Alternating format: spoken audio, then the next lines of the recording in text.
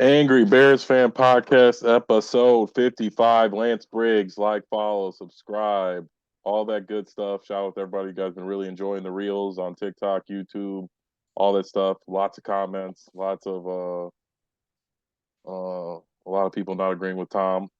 Uh, but yes, we really appreciate it. I think we just went over 500,000 views on YouTube, which is, what I mean, I don't know what's a lot, but it's a lot to me, and we appreciate it. But Bears signed Shane Waldron, still no DC. Ryan Poles still playing everything extremely close to the vest. Nothing reliable is leaked out about the Justin Fields thing. And it's just going to be an interesting saga in Chicago Bears history. Well, I've said it. Unless it comes out of Ryan Poles' mouth, comes directly from Ryan Poles, don't believe what you read on Twitter. At this point, it's just all speculation from everybody. Yeah, People are yeah. just doing what we're doing, just speculating. But it's funny that you mentioned the defensive coordinator thing because, I mean, the Ryan Poles has the opportunity to do something that's just hilarious. It'll never happen, but I see a lot of people on, speaking of Twitter, X, whatever they want to call it nowadays. I see a lot of people on there right now like, hey, wouldn't it be funny if the Bears hired Bill Belichick as their defensive coordinator? I was like, yeah, right. It would That never happen. Speaking of that all played out very weirdly. Like he was only interviewing for Atlanta. I never even heard they interviewed Raheem Morris, and then Jim signs with the Chargers. And then next day they're like, "All right, see you later, Bill." It's very interesting. Yeah, there's not a You would lot of think that Atlanta would want Bill Belichick and badly. Like I don't there's know only what two happened. well, that there's only two openings left. There's Washington, which it seems like Ben Johnson's going to get that job. That's the reports are that They've signed, been very quiet too. They haven't sealed, and really delivered. The they only thing, interviewed Bieniemy, right? yeah, That's it. yeah. Ben Johnson seems to be going to Washington as their head coach, and then the only other opening after that would be Seattle. And Seattle hasn't even put in a request to interview Bill Belichick. They Nah, just if they didn't want forced, Carroll, I doubt yeah, they they want just forced Belichick. Pete Carroll out because It's he the may have same been too thing. old. So, but yeah, no, that whole thing Maybe just he'll played out take a year off and then just take the best job next probably, year. Um, probably. Maybe You I know don't what's know. Maybe he's trying to put some pressure on some good teams, like that they might fire somebody. Like I don't the Bills. I don't. Maybe I don't know. you know what's really cool down is this Ian Cunningham stuff. He interviewed. He was a hot name last year for a GM position. He was a hot name this year, interviewing a couple of times, and he still hasn't gotten it. I think there's two GM openings left. One in Los Angeles with Jim Harbaugh, but Jim Harbaugh is going to handpick his own GM. We all know Yeah, that. he might take Ian. It's going to be somebody young who could be his puppet. So I mean, he could that would just be nice to recoup a couple of third round picks, one this year and one next year if Ian gets a job. Um, but let's talk about Shane Waldron, shall we? You mentioned that Shane Waldron is official. Your initial thoughts? Um, well, when we talked about it, I said like he was probably my I don't know favorite's the word. I just think that was the best one outside of Greg Roman for Justin. But it also put him in the like he was like the one person they could hire that wouldn't give us any like indication one way or the other. Like everybody knows if we would have signed Kingsbury, you know what I mean, Caleb's coming. If we would have signed Greg Roman, Justin's staying. And Shane Waldron, we really don't know. Their offense didn't rank that well. They snuck on a few Seahawks message boards. They seem happy to have him gone, but same as our season. Not to say I don't think Getsy is trash. You know what I mean? Everyone hates their offensive coordinator when you're not winning. But he did do a good job of spreading the ball around to their three talented wide receivers. Those guys were all eating. They had a decent run game, and he did help Gino take the next step. Maybe he didn't. Maybe Gino had just gotten older and progressed, and he was, you know what I mean, older and wiser. Then I don't know, but if he had any hand in helping Gino kind of get fix some of his pocket issues, then that's a good sign for Justin or whatever. You know what I mean? If we do get a rookie for them as well. Yeah, there was a lot. There was some talk that it was more Dave Canellis, who was Tampa Bay's offensive coordinator this year, who just got the job as the Carolina head coach. there was some talk out of Seattle that it was mostly Dave Canellis that had more to do with the resurgence of Geno Smith, which is why Geno kind of took a step back this year when Canellis left, and Baker Mayfield had a career year in Tampa with Canellis as his offensive coordinator.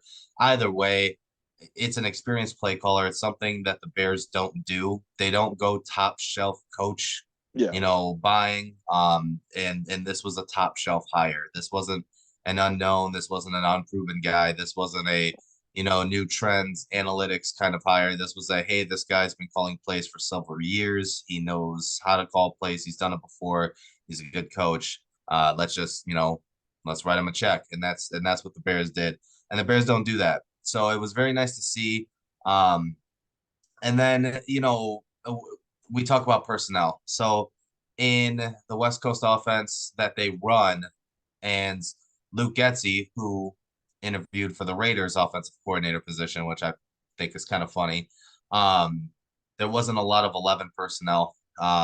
Even when we ran it, we don't have the wide receivers for it. I mean, if you want to, you can't really re-sign Darnell Mooney because you have Bayless Jones waste, that it's a waste of a roster space. You have Tyler Scott, everything else like that. I think you're looking at bringing in two more wide receivers in the offseason to run that 11 personnel. So you'll have DJ Moore. We talked about it last week. The staple of this type of offense, of Shane Waldron's offense, is a big physical X receiver like an AJ Brown or DK Metcalf type that is just big, burly, physical. So be on the lookout for, like I said, like the Roma Dunze. He's 6'3". He's a decent sized guy. But if we can recoup a second round pick, look out for Keon Coleman to be drafted by the Bears in the early second round if he drops that. If he drops that far, he just seems to fit the mold of what they're going to be looking for with that big physical X receiver. I'm not too familiar with the free agent wide receivers right now. I haven't looked into that. I know T. Higgins is a free agent, but I don't want to spend $25 million on T. Higgins. I'd much rather that money go somewhere else, and just it's a deep wide receiver class. So I'd much rather them get their wide receiver from the draft. Um, there was some talk about bringing in Mike Evans. I just it does that doesn't seem like Brian Poles' style to pay a 30-year old $20 million. That hasn't been him since he started. I don't see that happening. I don't So know I if it's like would a not. 2 year deal. I wouldn't be opposed to it. If it's something, I mean, but I'm guessing he's going to want something long term, something guaranteed, bigger Yeah, 3 or 4 well, like I years. said, it's just not Ryan Poles' style. He No, hasn't done it, and I but don't think. that was he was in the beginning half of the rebuild. It depends who we're getting. It depends who we get to. I think to cut you off a little bit, I think if we are keeping Justin, there will be some hardcore all in moves this offseason, like Mike Evans, like T. Higgins. I think they will really have to do something like that. Um, that's why I said last week, and I'm not hoping for this. I want it to be Justin. I just think just sitting back and taking my feelings out of it. For if I'm Ryan Poles and I'm in charge, like him getting Caleb saves him a couple years, so he doesn't have to do anything desperate. You know what I mean? Every he'll have the excuse of, well, I got a rookie quarterback. As long as they're not god awful, he doesn't have to do anything. But if he keeps Justin, we have to go to the playoffs. We have to win 10 games. Probably have to win a playoff game or like really like a good wild card game. So I'm assuming if we keep Justin, there we're gonna get some. I don't know if T Higgins, maybe not Mike Evans, but my head I'm thinking Tyler Boyd, Tyler Lockett, somebody like that, and then a rookie if it's Marvin Harrison Jr., if it's Roma Dunze, if it's Neighbors, whoever. I think we're going to get one of the rookies and pair them with either Evans, Higgins, or Boyd or Lockett, one of those four. Um, I just think it is going to be depending on what we do, we're going to definitely be going all in. I think if we go Caleb, I don't think we get a vet wide receiver. I think they'll draft Caleb and a rookie. We'll have DJ Moore. Maybe they'll get even another rookie or somebody again. Maybe Tyler Boyd. But I think if we keep Justin, I think they do. I think Mike Evans is somebody that might be on the radar. I was hearing things about is AJ Brown getting traded or something like is he unhappy? I was just hearing. I don't know if his contract up. I don't know. It's like I keep seeing whispers of AJ Brown. No, it's I don't know. I'm I not mean, really a fan of AJ Brown anyway. he I was was kind just of saying. frustrated, you know what I'm saying, before. And, then there's always the Stephon Diggs drama in Buffalo. I don't want Stephon Diggs in Chicago. Um, there's so many options. And then on top of that, we don't know who's going to be franchise tagged in terms of Yeah. free agency coming up. We don't know who's going to be cap casualties. We can speculate on that, but we I just mean, don't it's definitely know. going to be Eddie Jackson and Cody White here. I mean, Eddie Jackson keeps saying a lot of stuff. I mean, if he plans on restructuring, but I mean, that's his own. I mean, he might be forced to. It's either get cut or restructure, or get. I mean, just get cut flat out cut and we resign you to something less. But you're right. We don't know who on other teams who's going to be cap casualties, who's going to be franchise tags. Interesting. We don't really have a running back. Eckler, Saquon will be out there. There were some rumblings last offseason before Saquon signed his tag and before he was tagged about maybe him coming to the Bears. Maybe that's a real option. Like I said, I firmly believe if we keep Justin, that he's going to go all in for like these next 2 years. Like I said, maybe Mike Evans to a 2 year deal, Saquon to I a don't two or even 3 year deal. think. I mean, I think a Saquon's a good fit, even if they don't No, keep oh yeah, I Justin. mean I agree too.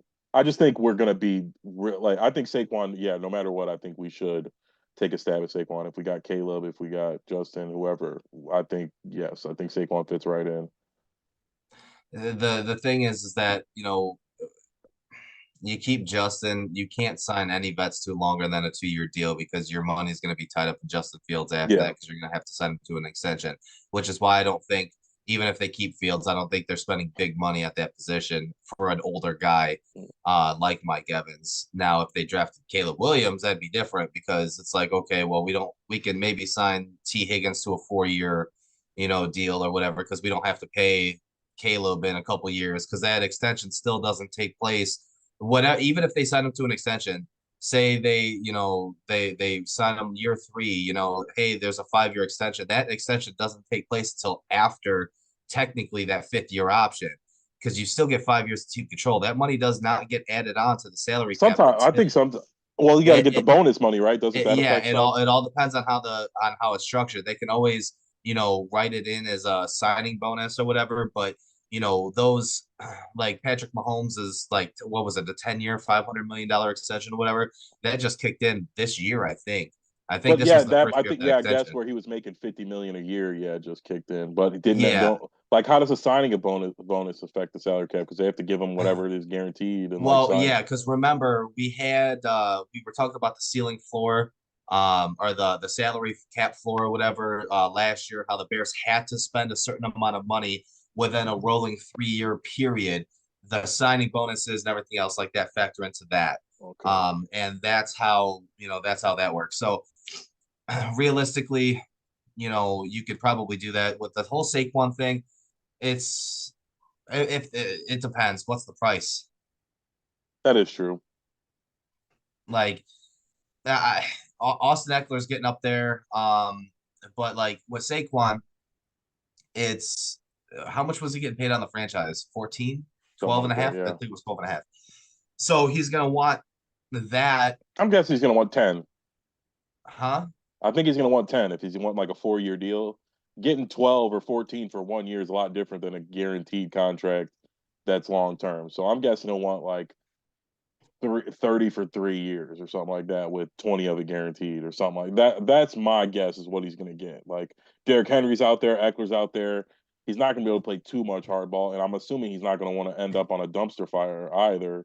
So he's going to have to pick and choose his battles. None of the good teams are going to pay him anyway. So like he's going to really have no choice but to take around 10, Well, yeah, 9, I mean, 10. you take a look at what happened. Like, I'm not comparing Miles Sanders to Saquon Barkley. Obviously, Saquon's better, but Miles Sanders thought he was hot shit going into free agency last year. He ends up signing in Carolina because the market just wasn't hot for him, and then he had a shit season. You Yeah, know what it's I'm never hot saying? for a running back. And they're So going to be picky too. Like I said, Miles Sanders probably thought one of the contenders would pick him up, and then he got fucked. And then even the bad teams are like, "Why the fuck are we going to pay for a running back? We suck." yeah, So you're going to have to take a pay cut. So it's unless you got some, like I said, I think Saquon will have a lot of heat because he is a baller.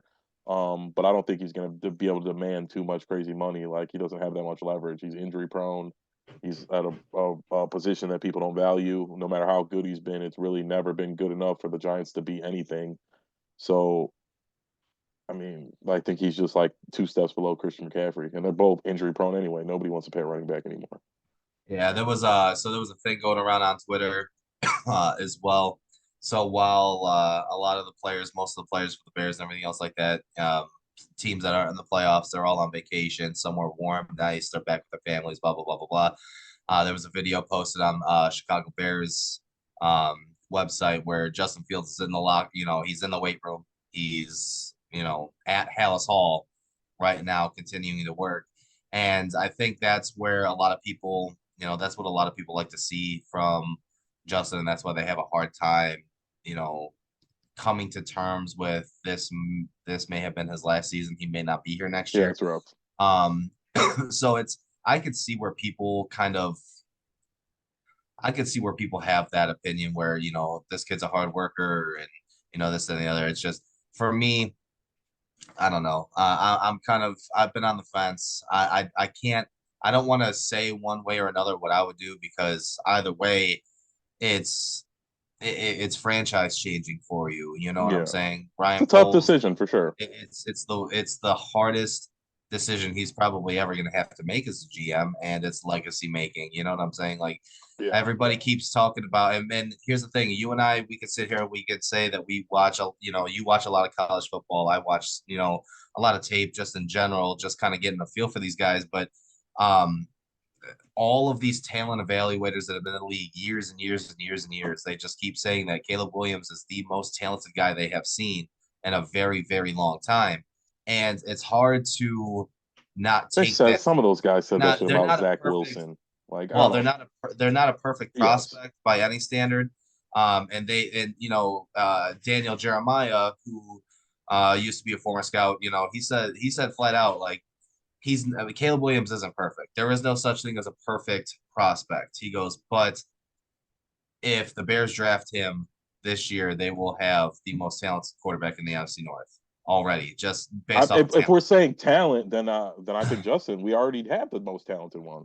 I don't know about If that. we're talking about talent, not as it being incorporated onto the field, sure he could be talented, but what I've always said about Caleb is this is what I don't get about what they're saying. It's like all the stuff people don't like about Justin doing in the NFL, Caleb does that in college. He's not this meticulous. He's a gunslinger who holds the ball too long and tries to make Yes, hero plays. And it's yes, like but I but don't know. all that stuff is supposed to be coachable in terms of getting coached out of. It's been 3 years, and Justin still hasn't been able to get that coached out of him. And that's where a lot of people, that's where people are making the comparison. That's why they're saying, yeah, he may have the same issues. Caleb Williams may have some of the same issues that Justin does now, but Caleb hasn't been in the NFL yet, working with NFL coaches to be able to have that stuff He's coached working out of with him. a Justin Fields better has had coach than three most of the years of NFL OCs. coaches.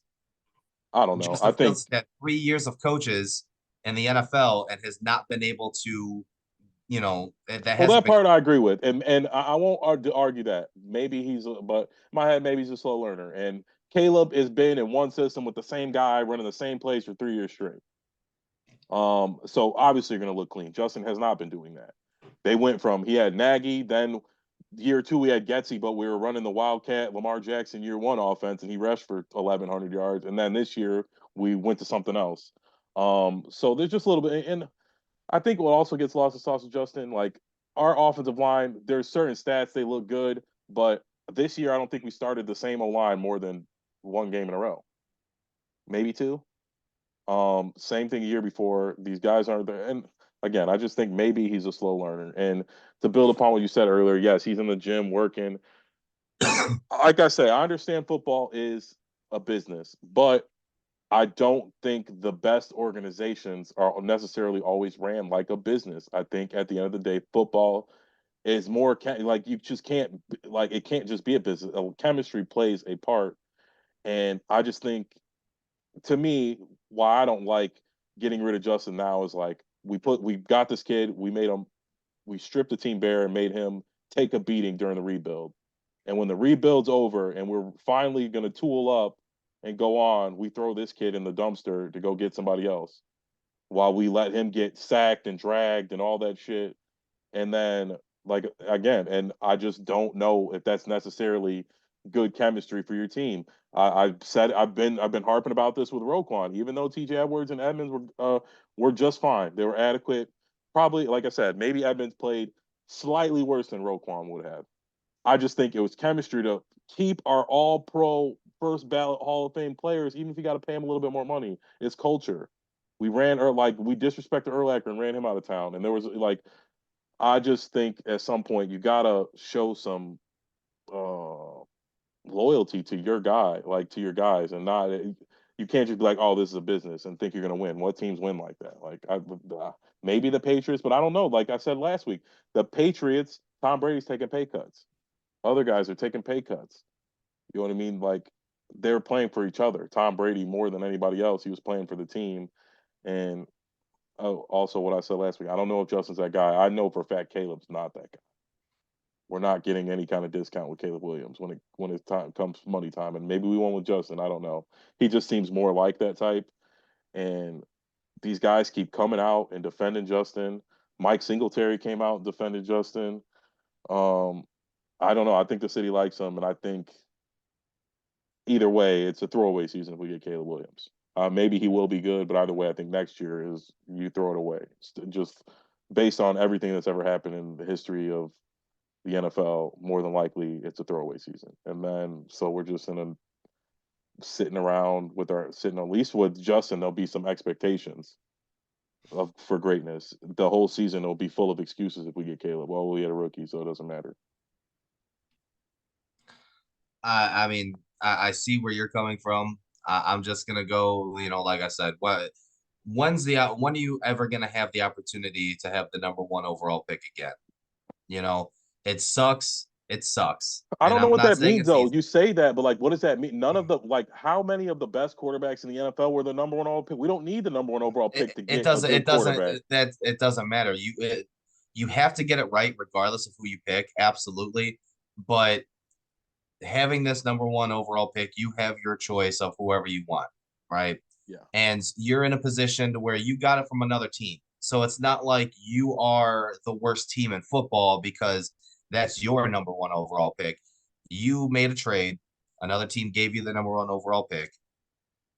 Your pick's at 9, so you already have a decent team. Now you have the opportunity to maybe take the guy. And here's the thing: if Ryan Poles even has the slightest bit of doubt that Caleb Williams isn't the guy, or Drake May or whoever, then you stick with Justin. You can't go with just a little bit of doubt and be like, well, he can't feel pressure to take Caleb Williams because of all the outside noise or anything else like that. He himself has to be convinced. He has to evaluate and go through the process and everything else like that.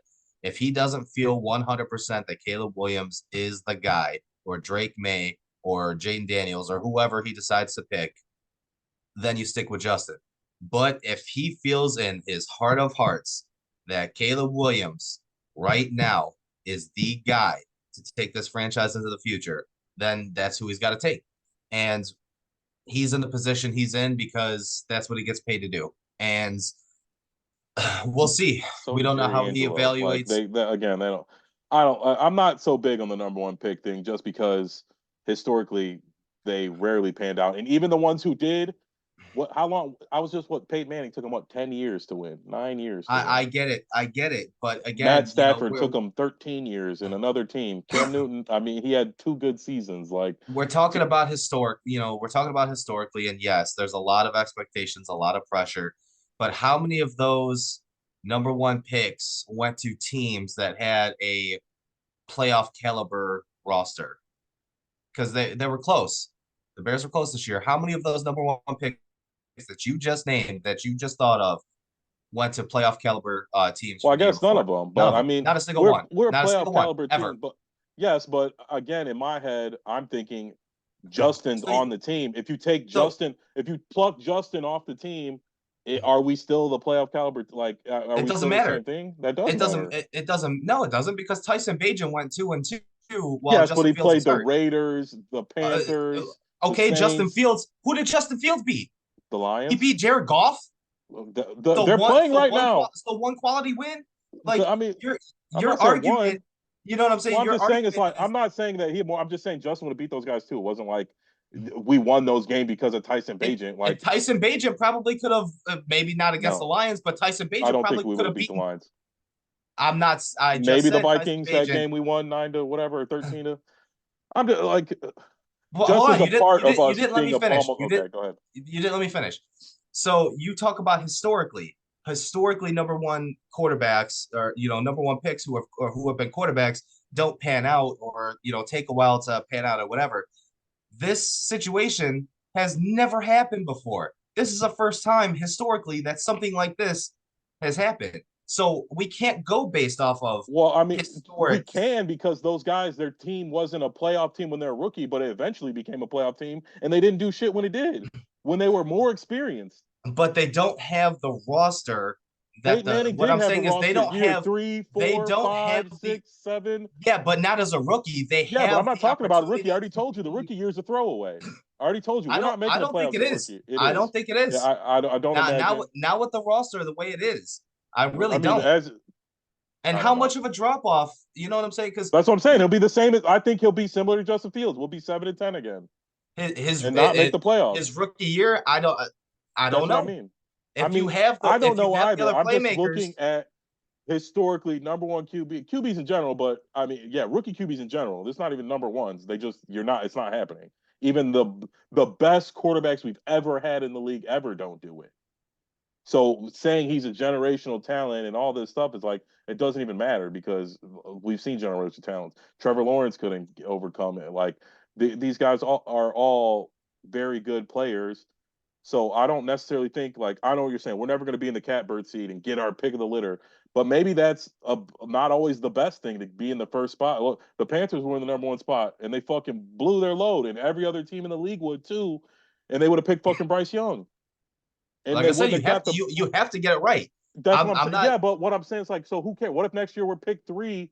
Whoever we trade with, we're pick three, and so they fuck up and pick a shitty quarterback, and the good one in the class falls to us. Or there's a Lamar Jackson who falls to 20, or Jordan Love, or Patrick Mahomes, or Josh Allen. Like every quarterback who's left in the playoffs right now is some fucking guy who got like Jared Goff. I guess he was the number two pick, but he was like he was considered a bust, and they got rid of him. And I think Jared Goff was a number one. oh, he's number one. I thought he was two. Yeah, I thought he no, was two, but he's a either number. number He one. was a Okay, number one. but in a down draft though, he wasn't. But who called him a bust? He took a team to a They Super Bowl. trade. Who called They him a got rid bust? of him because the Rams thought they couldn't win with him anymore. And again, And, this let and me when last year when they were drafting, there was real teams saying Dan Campbell should have took a quarterback and moved on from Jared Goff. That was real question marks. And Jared Goff, I think Baker Mayfield. I mean, I won't even say Geno because Geno sat on the bench for fucking 10 years before he came back. But like Jared Goff, people like McVay was done with them. He thought, oh, I can't win with this kid. They had a couple down years. Baker Mayfield. There are some guys who kind of bounce back, and maybe they don't bounce back to be a superstar, but I don't like Baker just had his best year yet. He was the number one overall pick, and it was year 6 on his 5th team. He got cut 3 times last year. And he just so this whole we got to have the number one overall, but like I don't know, like yeah, you're right, it's cool, we got it, we got a bunch of stuff for it, but historically it really that's not where you get the best quarterbacks anyway. So I don't know this big deal that we're never going to be in this situation again. What to overanalyze and be paralyzed by the decision? Everyone always takes who's everyone tells them to take when you're the number one pick. Like I said, last year, I would say I won't say every team, 30 out of 32 teams would have took Bryce Young over CJ Stroud if they were number one, and they would have been dead fucking wrong. So I yeah, like well, so apparently it wasn't even the who was the coach? Frank Reich. Frank Reich didn't. They were gonna pick C.J. Stroud, yeah, but Frank David Wright did, Tepper. and but that came out, but nobody else was that leaked out. But that was such a huge story because he was the only one who thought Stroud was better than Bryce Young, and they still didn't pick him because the owner was paralyzed by the decision, not wanting to be the dummy and not pick the guy that everybody told him was way better. And I think that's what always happens. What Mitch Trubisky, similar thing. People overthinking themselves. Deshaun Watson had just fucking beat Bama in the fucking national championship playing against a super team. And the our GM and other GM, I was looking at Mel Kiper's mock draft from that year. He had Mitch going number one. So whoever forgot who had the number one pick. So it's like you get like in the moment, we all get paralyzed, or not all of us, but a lot of these, especially scouts and all that, because they don't want to be the odd man out saying CJ Stroud's better than Bryce Young, and they all paired in the same shit. And maybe Caleb will be good. I just think look, maybe he'll be an all world rookie. I don't know. I'm just saying historically, he's probably gonna be mid. Most rookies are. So we'll be 7 and 10 again, maybe 8 and 9, not making the playoffs. And okay, maybe he's good in 2 or 3 years, but like none of these guys, you never know. And just because you got the number one overall pick doesn't mean like, oh, that guy's gonna be good. Like that's like 40% chance he'll be good. Like I saw a list where like Probably less than that. um I think 40% of the time they throw for 4,000 yards in the last like 20 years, I think, or something like that. But yeah, being good, like, yeah, it's probably 20% of the time. So I'm not so hung up on that. Yeah, it would suck. Yeah, if we keep Justin, Caleb Williams is Patrick Mahomes, and we could have had him. But people were saying that last year about Bryce Young. Like, oh, if Bryce Young's good and we kept Justin Fields, we're never gonna fucking get over it. Like, I think everybody's gonna get over it. Even as bad as Justin played, everyone's not like, oh, we should have got fucking Bryce Young. And if you're saying we should have got CJ Stroud, you're just being silly because we never would have picked him. And I think the same thing's going to happen. And I think next year there'll be a new guy who wasn't generational, who wins the Heisman, and he's going to be top of the list. And or in the year after that, and the year after that, and there'll be veterans to sign and things like that.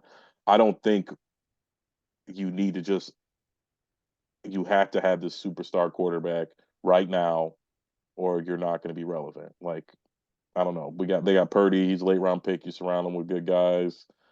Um, Even I mean Lamar Jackson is amazing, but he's a late round pick that they surrounded with the right team. They call the right plays for him and they win on as a full team effort. And similar with the Lions, Goff is just a guy. He's slightly above average. You surround him with the right pick. Look what they did. The Lions did in their draft. Like we've been talking about, two offensive players.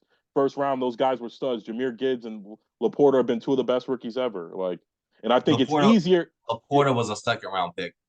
Oh yeah. Well, they get Jack Campbell in the first round. Then he Yeah. was an early second round pick though, right? Didn't they, or something Yeah. like that? Well, they got. But I'm saying all three of the guys they drafted were certified studs, and they added to the team. And I think it's a lot easier for the Laportas, the Gibbs, the Jack Campbells to step in and be good than Caleb Williams in Chicago, following a quarterback that might have been underwhelming that everyone loves. So the hot seat, he's going to be in the hot seat right away if he's not. Oh, like, again, I'm Team Justin for now. He's on our team, so those who I ride for. And when Caleb's on our team, I'll give him shit when he sucks, and if he's good, I'll pretend like I never did. But that's just how I see it. And I to close it out, I just to end the rebuild to find like to be at the part of the rebuild where you're done, and then to throw away the guy who took the lumps throughout the whole thing. I think is just shitty. And I don't know if it's bad karma or whatever you want to call it, but you can say football is a business 100 times, but at the end of the day, it's a game that we know very well, and you can't just put a bunch of guys on a team who you paid the most money and you're going to win. That's never going to happen. It never really has happened in the NFL. It's not baseball. It's football is a team game where concessions have to be made. There's got to be chemistry. The guys have got to be out there. They got to be friends. They got to be playing for each other. Like you see Brady with Gronk and Edelman, they're like brothers. Like they still talk to this day. They're like brothers, and I think that's the type of thing you need to be a winning team. You know what I mean? We Well, could be good and we could be sexy and we could sell jerseys, but are we trying to win? And I think winning is a chemistry thing in football more than a business thing. You can't if it was easy as starting a business, like fucking the Dallas Mavericks would win the fucking championship every other year because you know what I mean. Like sports is chemistry. You can't just sign guys and be the best businessman and build a business plan and we're gonna do X Y Z and try and be analytical. You can to a point, but football isn't analytical. It's blood, sweat, and tears. There's guys out there grinding, fighting, cheating, clawing, and you can't necessarily, like I said, always be trying to make the smart analytical play for a football team because football is a grinded out sport. now remember, I did send you that tweet. I think it was early last week where or late last week where there was reports going on that in these offensive coordinator interviews, Matt Eberflus was defending Justin Fields. Um, Yes. and I told you I was like, if this is true, if this is and it's been confirmed, it's interesting because there was no context on what he was defending about Justin, whether it was, because there was another report that came out that said that Shane Waldron, one of the biggest, contributions to him signing with Chicago was the opportunity to work with number one overall pick Caleb Williams. But he also wouldn't say whether or not, it had anything to do with possibly reshaping Justin Fields. I mean, we all knew that any offensive coordinator with the Bears having the number one overall pick would be, willing and excited to work with the number one overall pick in the draft, Of course, regardless of yes. who it was. So, like you said, Ryan Poles doesn't really, he's not tipping his hand in any way, shape, or form, one direction or another. And this league just, hey, Matty Eberflus was defending Justin Fields with no context to it whatsoever is, I mean, this is I like took it next as like level. Eberflus was saying like he wants to ride with Justin type of thing, where like that's where he's defending him. Where like obviously it's ultimately Ryan Poles' fault, but again he's the coach. He's a, you know what I mean, player adjacent. So you know what I mean, they've got a connection, especially the head coach and the quarterback. So again, I'll take that with a grain of salt. That is what I want to hear, and like I was just harping on, I think football is like I said, they say it's a business a million times, but I don't like. I just don't think the winning teams are operating like a business. I think it's more like a family. Um, and the Bears just, I don't, for a long time, I don't think we've operated like that, and I think that's a problem. And I think when you don't show loyalty, the players don't. They have that in the back of their mind, and they're not going to give it 110 because they know that you're just going to dispose of them when that time comes. And yes, that happens, and part of it is business, but you know what I mean? There's good illustrations like the Steelers per se, like Shazier broke his back and they paid him. You know what I mean? Like and it's no coincidence that no matter what, no matter who their quarterback is, what their team is, they make the playoffs. TJ Watt missed 6 games. You know what I mean? They make the playoffs. And I don't it's obviously it's great coaching, they draft well, but I just think it's a culture thing. And we got rid of Roquan, and I've said it a bunch of times. I didn't like that. I understand it's a business. You're trying to save money. You want to pay an off-ball linebacker. Blah blah blah blah blah. He's a Hall of Famer. He was out there, you know what I mean, during the fucking rebuild, getting 20 tackles a game, putting his body on the line, putting his future on the line for a losing cause for nothing, and then you dispose of him because you're like, oh, I can get somebody a little bit cheaper. And I just think that I sets a don't bad agree with precedent you on that one. I really don't. with what Roquan. I agree with the culture thing, but the Roquan, I don't agree with the Roquan thing at all. I just I get Roquan as he's an all pro. I'm not saying he's not, He's a but first ballot Hall of Famer. He's not an All Pro. Like, and that's he, even better than All Pro. It's like, he's an all pro. We don't know if he's going to be a first ballot I Hall of mean, Famer. unless he breaks his back If it anytime soon. continues like the trajectory he's going towards, then yes, but we Yes, don't know for yes, sure. you're right. Yeah, but I'm just saying, barring But injury, I get what you're saying, but at the same time, it was a matter of scheme fit as well. It wasn't just how much he was getting paid. It had a lot to do with who the head coaching was and what defensive scheme he wanted to run. And Roquan does not fit the scheme. The reason why they signed Edmonds in the first place was because he's 6'5". He's like the Brian Urlacher size for a yeah. middle linebacker for the Tampa 2. It was more of a scheme. Did money have a factor? Yes. But it was more of a scheme fit thing than it was anything else. Plus, Ryan Poles didn't like the way that he was handling business in terms of putting it out in the media and everything else like that. He wanted it to be dealt in house. Not a lot of people, not a lot of bosses like criticism from our employees. We just don't. I Oh mean, yeah. granted, this isn't, I'm not a GM, but well, I am technically I'm a GM, and so are you. If you heard, your one of your employees spewing off, disgruntled about some shit on the outside, you would want that handled in house more so in front of everybody else, But it would airing out the depend who it laundry. was. Like if my best guy, who I had, like, Nah, I would at least hear him out. Like I said, if it's my best guy, let's say, you know what I mean, I got a mechanic, and my number one guy, who I usually don't have problems with, he's upset with how we're doing things, and he's chirping. I at least will listen, and I'll be like, "What the hell's going on? Maybe I am doing something wrong." I'm not saying I would like to hear it. No, obviously not. I don't want anybody criticizing me. Um, but there's certain level of people where I will take the criticism because they've earned the right to complain a little bit, and I think Roquan did earn the right to be a little bit unhappy about how they were treating him when he's the best player we've had in, you know what I mean, a decade.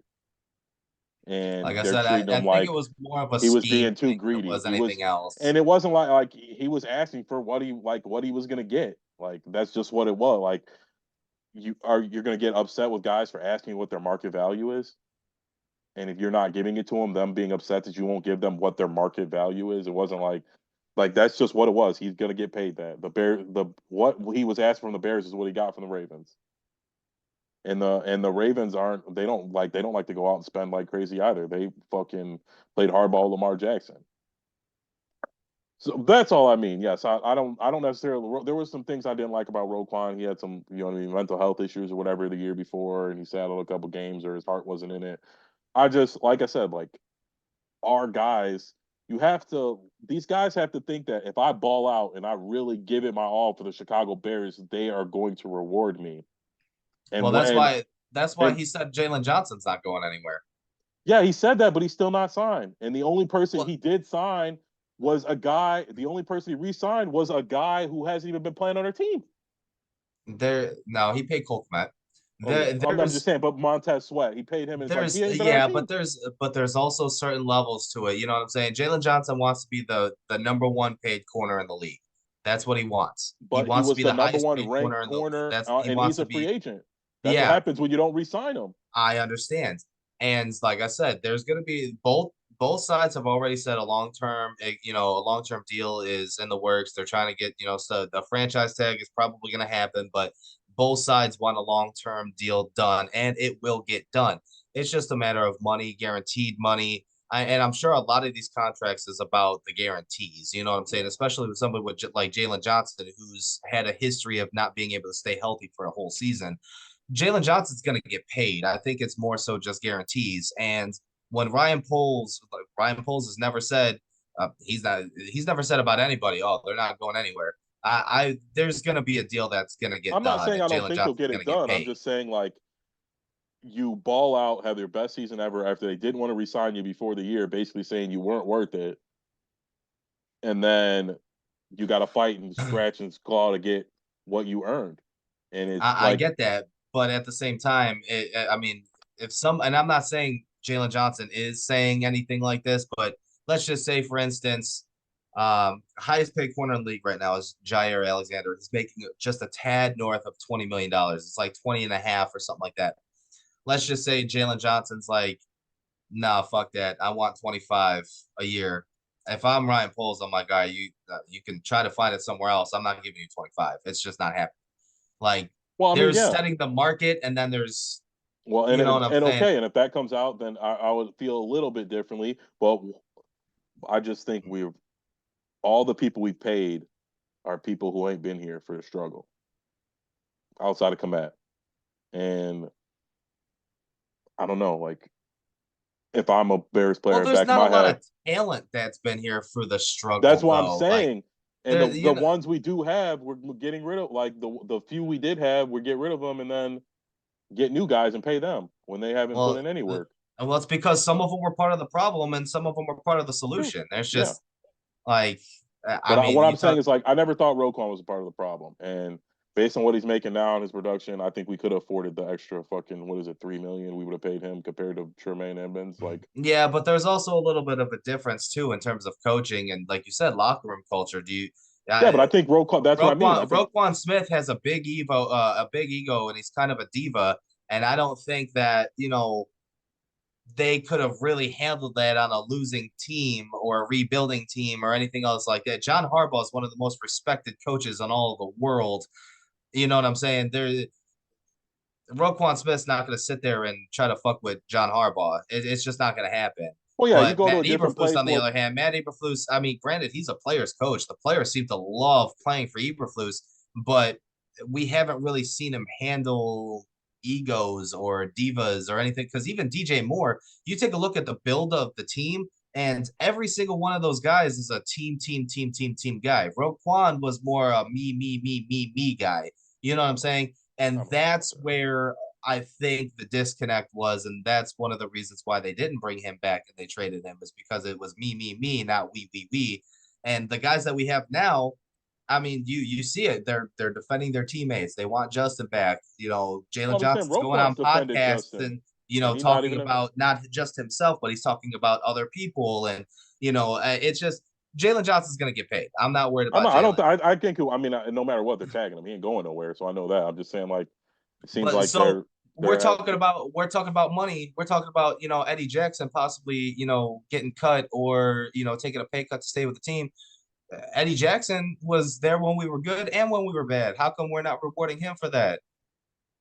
Well, he just isn't playing good. I'm not saying you have to pay somebody more than what they're worth. What I'm But saying is like, his production's been. I mean, it's okay. It's yeah, that's what I'm average. saying. I'm just saying, well, he's like the highest paid safety. He's like top five paid safety. He ain't that. So if he wants to take a pay cut to get paid like an okay safety, then yeah, I'm sure that would be rewarding you for your play.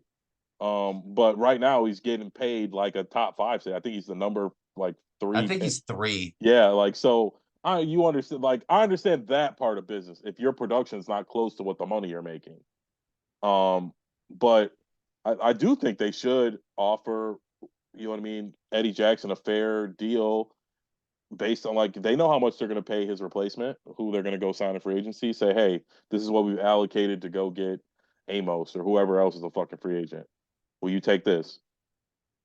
Yeah, And I see. I don't know. Maybe Eddie wouldn't, but yeah, I I would mean he I has would no choice. I think mean his, but that's I kind of would where think I'm a at with it. restructure is Yeah, somewhere in something there like because that. I mean, if he really wants to stay, or if he thinks he's worth more, then by all means. But I think he's average. So I know, like, I don't think he's gonna. I just think Roquan was fair to ask for what he wanted. He's multiple time All Pro.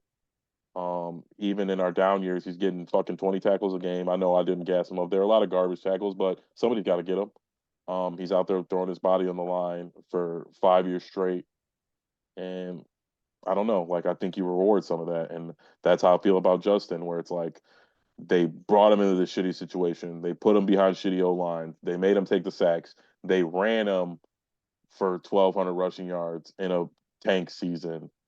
And then we were like, all right, we're finally about to load up, get some wide receivers, get some O line. Our defense was good the last half of the season. We'll probably have a top 10 defense next year. All right, let's get somebody new. Like, I don't know.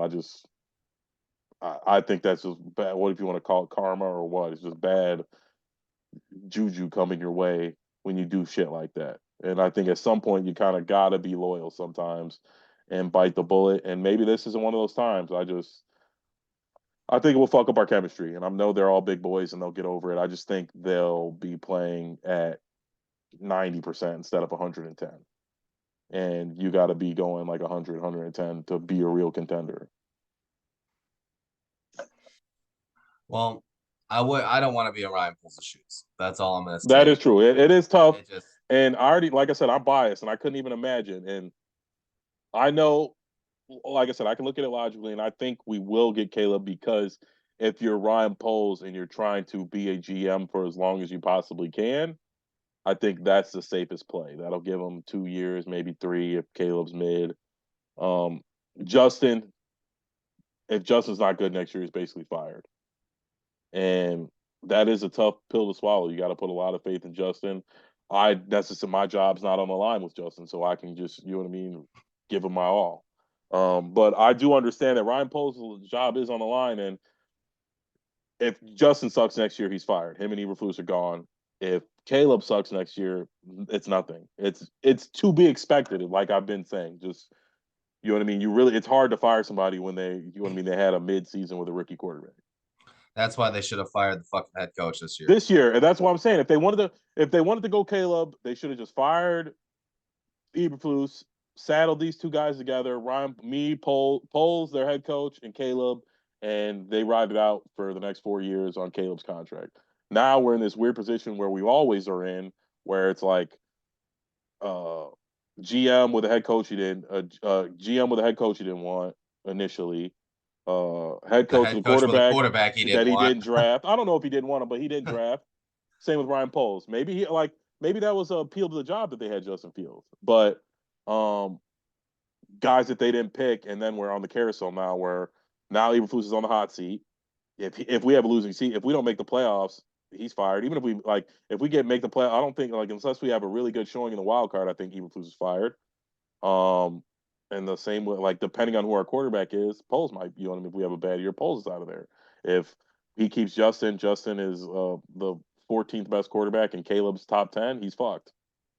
So you're like, he's in a possible situation. I won't say I would hate to be him. I would love to be him because Justin would still be on the team, and I would just fucking get fired. But um, yeah, it's gonna be tough. And when I take my feelings out of it, I do think the smart play for him, the smart play to save his job, to keep him getting paid as the GM of the Chicago Bears and building his resume would be to take Caleb, and that'll extend him 2 to 3 years. Justin, you're basically locked in with him, and you get fired if he's not good. And if he is good, you got to pay him 250 million dollars, and Oh, you're you're gonna have to pay him more than that. yeah. Oh well, it depends how good he is. I don't. Again, if he's the 11th best quarterback, maybe you get him for a similar to Danny Dimes deal. You know what I mean? Um, but it's a tough situation, and keeping Justin is the toughest part of it because you're basically all in on next season, and that's a tough place to be in with basically no security. You know what I mean? Because let's say Justin gets hurt. Let's say Justin was playing good and he gets hurt. Like you're fired. Like Yeah, so. yeah. So like his only safe play is because, like I said, if you draft Caleb, anything can happen. Caleb could suck. He could get hurt, and you're safe. Let me ask you this before we get off here. What if I'm just throwing this scenario out there? Tell me what you think. You draft Caleb Williams number one. He sits behind Kirk Cousins for 2 years. In my ideal, I don't know about 2 years, but in my head, if we really were gonna get Caleb, I would like to do something like that. I would like to break the cycle of just doing it, throwing these guys out to the wolves and just letting them fend for themselves. I think it would be smart to get somebody like Kirk Cousins and throw him out there. You know, and even if it's for half a year, Kirk Cousins gets hurt every year, but um, it for some guys it's good to sit. For most guys, I think it's good to sit. Patrick Mahomes says all the time it was great for him to sit and learn and see all this stuff. Uh, Watch the offense from the outside instead of being in the middle of it and seeing where these guys are missing things and things like that. That's why I was saying before where you were like, oh, you can't sit behind an average quarterback. I don't think you're necessarily learning from Justin Fields. You could be learning from his mistakes. Like a bum can teach you something. He'll teach you what not to fucking do. Like, you know what I mean? He might not teach you what to do, but you can learn like if the bum tells you his life story, you know not to do what the fuck he just did. And it could be something similar to that. Or like I guess you can't keep Justin and Caleb at the same time. I don't that just doesn't work. Yeah, probably Um not. my perfect scenario is you keep Justin, you draft JJ McCarthy, somebody like that, Bo Nix, Joe Milton, um, somebody in the second, third, fourth round. We like Shane Waldron. You tell Shane Waldron, hey, your job is to, you know what I mean, take Justin to the next level, but you give this fucking kid a clipboard and he's in your back pocket. And if Justin doesn't pan out, we got some other young guy, up and coming guy, and you build some sort of a culture, like a system where it's the next man up and they're okay. Like the Bears just never feel, I never feel like the Bears have a next man up scenario where like, and on multiple levels, on multiple positions, people get hurt. Our season's just fucked. And we don't Yeah, have anybody. We never have any young guy waiting in the wings to step in who's got any kind of appeal. Um, and I would like to have that. So, thanks. My ideal scenario is you keep Justin, you go get JJ McCarthy, second round, Joe Milton, somebody. I think that puts pressure on Justin. Um, it kind of gives the Ryan Poles a contingency plan because let's say Justin sucks and you're like, all right, these last 5 games are going to put JJ out there and he plays okay. Maybe that saves your job because you drafted him. I don't know. But I'm getting tired of the back and forth because it's gotten to the point where if you like Caleb, you got to bash Justin. And there's a lot of things that I think Justin could have done better. And he was oh, underwhelming. And it is civil war amongst yeah, Bears fans. I have I had never higher seen it. expectations for Justin. And I'm not saying he played perfectly, but I'm a fan of the game. I watched a lot of them, and I don't think it was all his fault. Yes, he could have played better, as could everybody else on the team. But I don't think you have to shit on Justin to, you know what I mean, because you want Caleb Williams or whatever. And I think it's trashing the kid for, like I said, he got put in the position to lose, and yes, he didn't overcome it, and we wanted to see him overcome it. Some quarterbacks do, but to shit on him when he was just doing his best, and he wasn't. like I said, I never thought he was terrible. I think he was mediocre. He was a slightly below average. He was a below average. I won't say slightly. He was a below average passer, above average runner, and I think that puts you at average in the NFL. Running is a part of being a quarterback now. The MVP is a running quarterback who threw for 1,000 less yards than fucking Jared Goff. Like, and nobody's out here talking about how Jared Goff's better than him. Well, that's all I got. Yeah, not much. Hopefully next week we'll have a DC to talk about. But all right, I'll see you next week. Please Don't comment. forget to I will comment, keep. like, subscribe. Yeah, I will keep the clips up. You guys been really interactive with those. And I will talk to you next week, buddy. Yes, sir.